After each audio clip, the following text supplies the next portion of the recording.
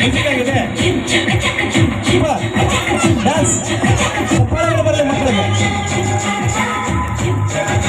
ತುಂಬ ಒಳ್ಳೆಯ ಸಮವಸ್ತ್ರಗಳನ್ನು ಧರಿಸಿ ಇವತ್ತು ಮಕ್ಕಳು ನಮ್ಮ ಮುಂದೆ ಪ್ರಸ್ತುತಪಡಿಸಿದ್ದಾರೆ.